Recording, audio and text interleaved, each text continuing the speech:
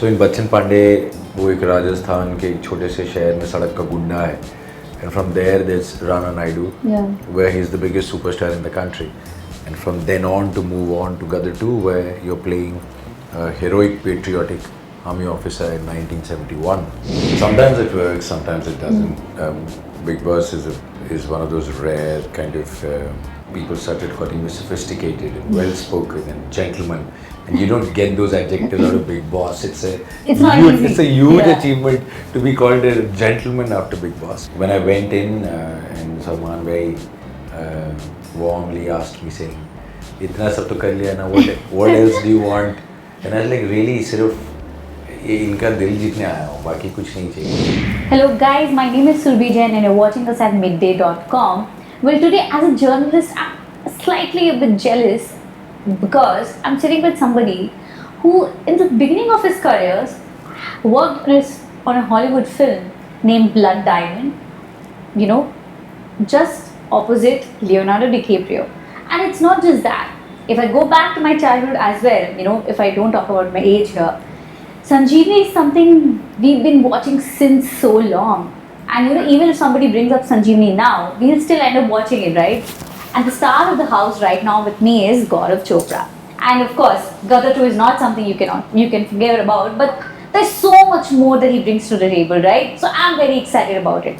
Well, thank you for joining us today at Midday. Thank you very much. Most welcome, but you know, congratulations on all different sort of projects that you've been coming up with lately. I would not just talk about, you know, Gadar 2 or Rana Naidu. I as a person, like, I would just go back to all the work that I've seen. You know, Uttaran, I remember watching Uttaran sitting with my mom. I remember Uttaran apparently is coming again on TV. My Instagram is suddenly full of Mr. Rathore comments again. Exactly, right? So imagine the fame, the buzz that is there around Uttaran even till date. And for Sanjeevani, of course. You know, I was just scrolling through your Instagram and I came across all the Sanjeevani, you know, blast from the past, you know, your visuals with Surbi. I'm like, oh my god, this is something we've been watching for so long. So I'm really excited about it, right? But you know, to be honest, let's just start on how does it feel to you right now as a person who at a point of his career in his life right now feels at the moment of all the work that he has done? Well, the first thing is that I think I feel blessed. And you know, these are a lot of things that we actors say in interviews, and this is something that I actually feel. You'll have to be lucky to be around for this long and still get to be interviewed, and all of these introductory things that you're saying are still being said, and I don't know if I deserve all of this or not. I just try my best with whatever comes my way. I must say an actor is completely dependent on the offer that comes his way. Even the absolute biggest stars can only be doing films that are offered to them. True. Or that are being conceived around them. So, good, bad, ugly, an actor comes across perceptionally with the kind of roles that he chooses, but these are the roles that are offered to him. So in a way, he can't really determine what happens in his life. It's all very, one thing leads to another. And if things were to go well, then, you know, you're still relevant after so many years. So yes, first thing is that I'm blessed. Blessed for the power above, for still giving me whatever that I deserve or I don't deserve. Blessed to get their love every time I try and do something new. Because how is an actor supposed to survive if he doesn't experiment and do new things? But what happens if the experiment doesn't go down well with the audience? So again, it's them who makes it or breaks it, whether it's the film or the actor himself. So yes, my feeling is blessed. When you're working on through all of these projects, right, there are a lot of phases in life which are not that easy as well. Yes. Right? So pandemic has been one of those phases for a lot of us. In fact, the whole country, the whole world, right? So I think as much as I remember and as much as I've seen your work, I would say that post the pandemic, for instance, Rana Naidu or for instance Gadar 2 have been one of your major projects and major comebacks, right? So what do you have to say on that? Like, what was the difference of that phase like? Yes, I think the pandemic was one of those almost unbelievable. Now when you look back, the kind of lives that we were living or what kind of vibe there was to life. And I must remind people that for actors and people in the entertainment industry, it's a little more scary because there's no working from home for us. That's true. If you cannot get 200 people on the set together and makeup artists who are touching your face and actors who are touching each other or people sitting on sets and furniture, you remember you were spraying everything before sitting and touching. How would you even dream of being on a set? And it was scary, and it was also very hazy. You didn't know what was going to happen. I had some personal losses, the kind of loss that you can never come out of. In the midst of this, I sort of took it upon myself and I said, now when all of this gets over, let's think of this as the break in between. And now, when on the other side of the break, when all of this gets over and we resume work, let's try and do work that I have not done so far. Let's try and showcase the sides of me that have not been showcased. This was coming from the fact that a lot of roles that were being offered to me seemed very similar to the kind of roles that I had done in the past. A lot of money, yes. A lot of importance on the set, yes. But pretty much the same prototype of what you had done in the past. So that was really the only motivation. I thought, now or never, I should try and showcase these other sides, these other aspects of me as an actor. I signed up only for 3 roles. Bachchan Pandey, where I was cast by Mukesh Chhabra. It was opposite Akshay Kumar as the main antagonist in the film. Then there was Rana Naidu, which was on Netflix, where I was playing Prince Reddy, who's the biggest film star in the country. So in Bachchan Pandey, वो एक राजस्थान के एक छोटे से शहर में सड़क का गुंडा है, and from there there's Rana Naidu, where he's the biggest superstar in the country, and from then on to move on to Gadar 2, where you're playing a heroic patriotic army officer in 1971. Not only were the 3 roles different in terms of the look and the tonality, they were also different in their shades. So Bachchan Pandey was completely dark, Rana Naidu was everything, good, bad, ugly, mad, quirky, everything. And then Gadar was a patriotic, heroic character. So, it was just my way to say, hey, 3 roles back to back, and I can try and do all colors from the rainbow. There's a full spectrum here. That's what an actor tries to do. But I've been lucky that this whole experiment has worked. I've already gotten 2 awards for Rana Naidu. Yeah, and one of them is Midday Showbiz Award as well. Yes, the Midday Showbiz Award. So thank you very much. But again, you try these things and it scares you because you're out of your comfort zone. You're doing things that you've not done before. You're speaking dialogues in the way that you've not spoken before. You're trying to change all your actor habits, and it's a little scary. It feels like पता नहीं audience को अच्छा लगेगा या नहीं. They've liked me doing it this way for so long. How will they react to me doing this differently? I'll give you a small example just for fun. Prince had these mad moments, and I thought that I normally am known for this voice, and the association with this voice being the official voice for Thor also lends to a lot of people always looking out for the voice. So I thought that in his mad moments it should be a little different, and he should not sound so sure and so solid.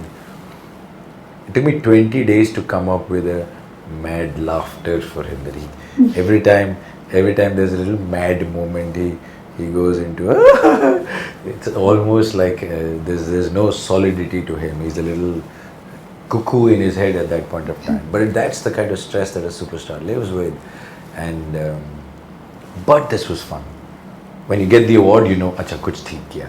So just to answer your question again, I've been trying to do what you're saying, but eventually that certificate has to come from you and has to come from them. How do you decide to pick your roles? Like, of course, there's no surety. Okay, this will work out or not. You might think like that in your head, but bringing that confidence. Okay, I want to do this, and I want to make sure that it's crazy that you asked me this question at this stage. I'm sitting in the midst of about 6 or 7 scripts after Gadar, and God is kind, and a lot of people have sent in their good work, and they're showing interest for me to be a part of it. And I'm facing this very predicament. I'm facing what should be the next version of me that the audience gets to see. Also because the expectation turns out all the more after seeing such work. Yes, and I kind of know what I'm going to choose out of them, but we'll be announcing soon, so let's wait for that. I think there's an instinct in you. The moment you hear the subject and what your role is going to be, and then you're like, this is nice. And then you read further. Sometimes it gets spoilt, and then you're like, no, I don't want to do this. Sometimes it gets even more reinforcing. No, I do want to do this. And I think I've always functioned with that instinct. When you mentioned Blood Diamond with Leo and Jennifer Connelly, Leonardo DiCaprio.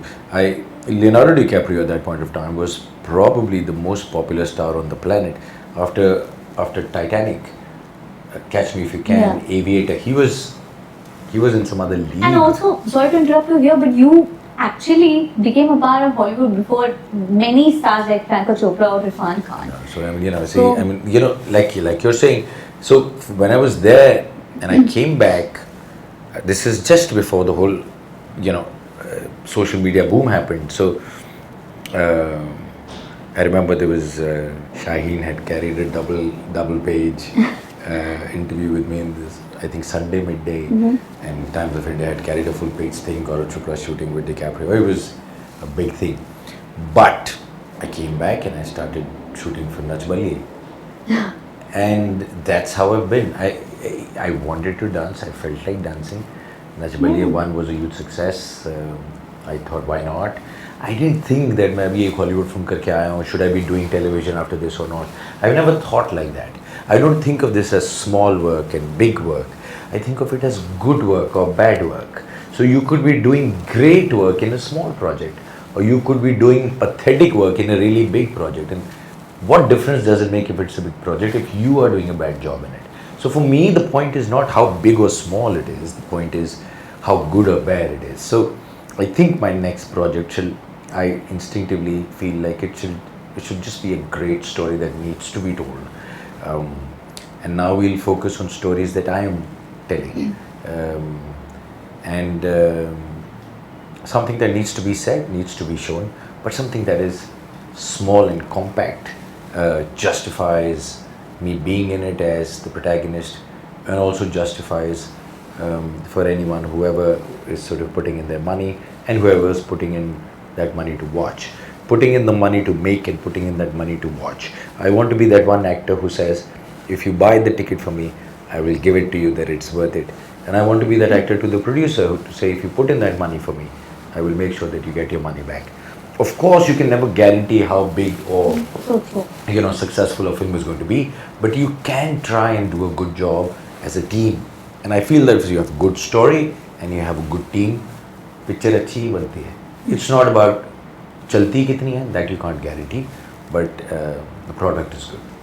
So true, so well said, when it comes to choosing the project and, what really matters, maybe what I understand is the idea of content matters more and how much hard work you put as an actor there, right?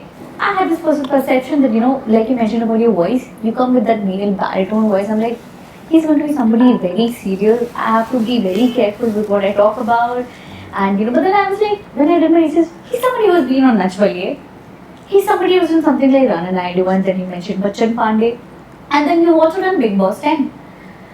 I still can't imagine you being maybe in Bigg Boss, or maybe, it's absolutely different. You've taken certain very different parts and you've tried to be very experimentative. Sometimes it works, sometimes it doesn't. Bigg Boss is one of those rare kind of people started calling me sophisticated and well-spoken and gentleman, and you don't get those adjectives out of Bigg Boss. It's a huge achievement to be called a gentleman after Bigg Boss, but I was just being myself. It was just a season where the celebrities versus commoners, they were introducing that, and whoever the celebrities were just getting used. It was an experiment that had to go that way for them to follow that path, and we were just being used. So I feel a little bad about saying no 5 times, 4 times, and then eventually going for a season, and that season was that way. If I had gone for a season later on, the audience would have gotten to see more of me and a different version of me. And the whole point was to get them to see me. When I went in, and Salman very uh, warmly asked me, saying, "Itna sab to kar liya na, what else do you want?" Just a couple of years before that, there was sort of this whole big meeting with him in Hyderabad for a film where I was supposed to be the antagonist opposite Salman sir.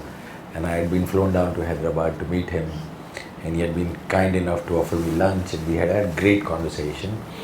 That didn't work out for some reason. But so he has this little warm thing, and he says, "इतना सब तो कर लिया, और क्या चाहिए?" And I was like, really, सिर्फ ये इनका दिल जीतने आया हूँ, बाकी कुछ नहीं चाहिए. I know it's a thing to say, but I was really there for that. If it meant that I would win the trophy, so be it. If it meant that I would not win the trophy but still win hearts, that's what it was. For me, I just wanted them to know who the real Gaurav was. I thought it's the biggest platform to showcase that. And that's my little regret, that that particular season they did not get to see the real complete version. What they saw was like a compromised version. So the whole agenda of going really then falls flat.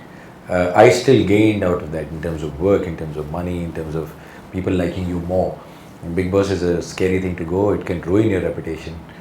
It can, people might hate you for one moment that happened there. But the reverse happened. People actually liked me more. Girls were writing in more. They thought I was, a particular way or likable or attractive. So I only gained from it, but still I feel like मेरा वो जो agenda था of the people getting to see the real Gaurav, वो पूरा नहीं हो सका. And but that's done, and no regrets in life. You move on. Well, you either win or you lose. You gain something for sure. Nothing, People. nothing lost. Nothing lost. Just that one opportunity of telling them that okay, this is this Gaurav person that you liked as a character, whether in a show or wherever, in real person, yes, I. And sort of एक personalized दोस्ती रिश्ता बनाने का मौका था, but it's okay. Good luck on all your future endeavors. Subscribe to Midday India. Get direct notifications on all our videos by clicking on the bell icon.